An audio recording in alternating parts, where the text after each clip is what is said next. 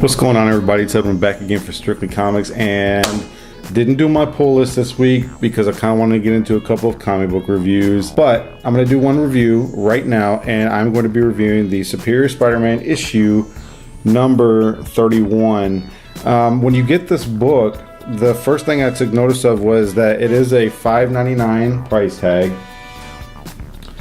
Now the question is it worth that $5.99 price tag? Well, let's open this up and let's really see what is all involved, because this is Spider-Man that we're talking about.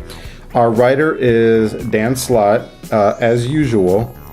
He is the plot. Of course, the script says that it's given by Christos Gage, and our pencils are by Giuseppe Camuncoli. I hope I said that right.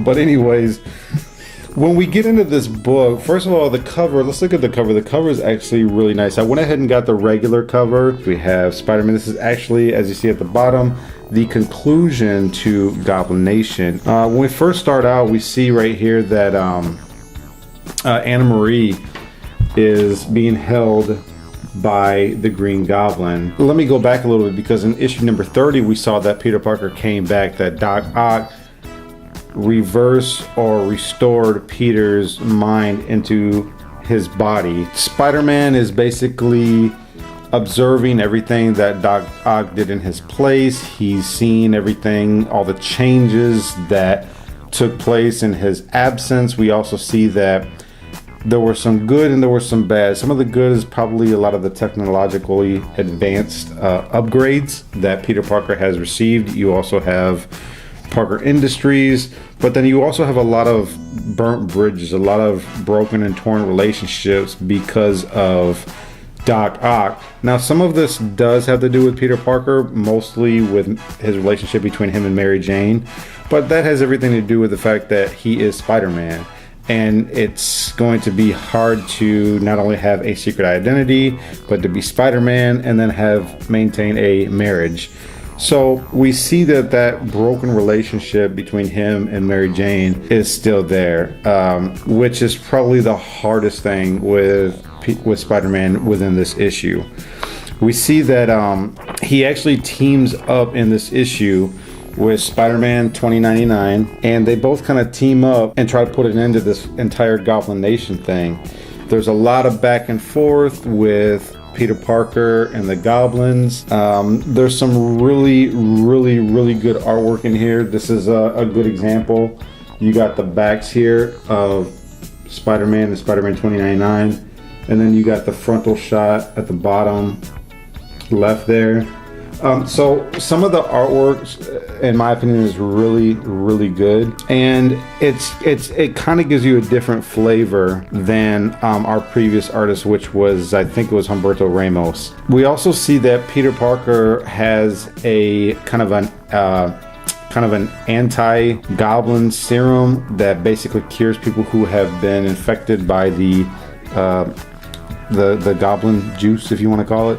When they get to the top of Oscorp Towers, they see that it's rigged with explosives, his plans, and what it is that he's trying to accomplish, which is basically making New York his kingdom, his nation, so to speak. And that's where everything really starts to take place, really starts to unfold. But the funny thing is that a couple things I want to point out. One, when they actually crash into the building by one of the goblins, and then it brings them in that same part of the building. They actually hear laughter, and when they go in to see where that laughter is coming from, we come across this panel right here. And in that panel, we see that it's Normie. I guess it's Norman Osborn's grandson or son. And he's somewhat a little psychotic. In my opinion, I think that he has been injected with the Goblin serum, but this book doesn't really explain it. We also see right here that the Goblin is under the impression, Green Goblin is actually under the impression that he's still dealing with a Dr. Octopus, and he's actually not.